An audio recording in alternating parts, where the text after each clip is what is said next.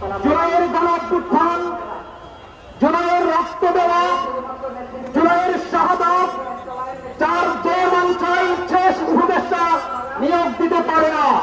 আমরা চাই অনতিবিলম্বে ইতিমধ্যে যে দুইজন উপদেষ্টাকে নিয়োগ দেওয়া হয়েছে, উপদেষ্টা বাংলা হয়েছে, বিশেষ করে ফারুকী একজন সমকামিতা প্রমোদকারী, তাকে কোনোভাবে উপদেষ্টার পদে অধিষ্ঠিত করা যাবে না।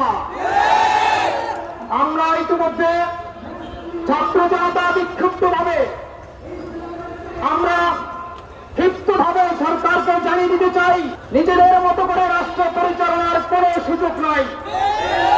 যদি রাষ্ট্র পরিচালনা করতে হয়, ছাত্র জনতাকে জিজ্ঞেস করতে হবে, কারণ ছাত্র জনতার যে স্পিড, এটা কোনোভাবেই এই বাংলাদেশের জনগণ তা নষ্ট করতে দিবে না, দেবে না ইনশাআল্লাহ। 16 বছর জুলুম অত্যাচার করেছে, তাদের কোনো বিচার দেখতে পাই না, কিন্তু তাদের দোষকদেরকে উপদেষ্টা পদে দেখতে পাই।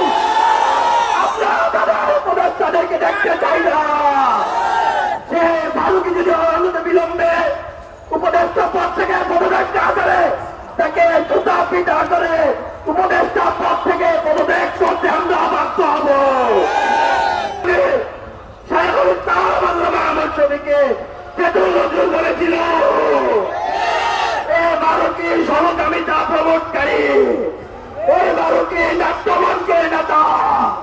এমন সমাজের নিম্ন শ্রেণীর মানুষকে আমরা সমাজের সম্মানিত জায়গায় দেখতে চাই না। আজ শুক্রবার, আগামীকাল শনিবার, রবিবার 12টার আগে যদি গভর্নমেন্ট কোন উপযুক্ত বিচার না করে, তাকে পদত্যাগ না করে, তাহলে আমরা কঠিন কর্মসূচি দিতে বাধ্য হব। জুলাইয়ের বিপ্লবের পর এই বাংলাদেশের উপদেষ্টা নিয়োগের পরে আমরা দেখতে পাচ্ছি সেখানে নাস্তিক্যবাদ এবং সমকামিতা প্রমোদকারীরা সেখানে দাঁড়িয়ে পাচ্ছে। আমরা যখন কোন আলেমদের প্রস্তাব দেই, তখন নানান ধরনের যুক্তি দিয়ে তারা তাদেরকে বিতহত করে।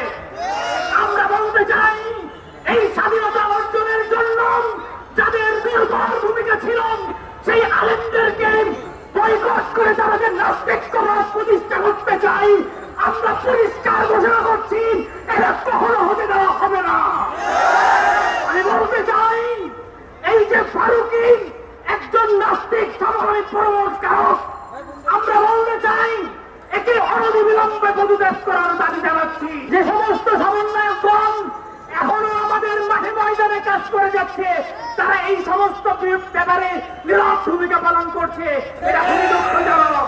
আজকে ধর্মপ্রাণ মানুষ এখানে একত্রিত হয়েছেন, তাদের একটা মাত্রই উদ্দেশ্য, বাংলাদেশে ইসলামকে সাথে নিয়ে এই রাষ্ট্র ক্ষমতাকে প্রণয়ন করতে হবে। অন্যথায় এই বাংলাদেশের 92% মুসলমান কখনো এগুলা সহ্য করবে না।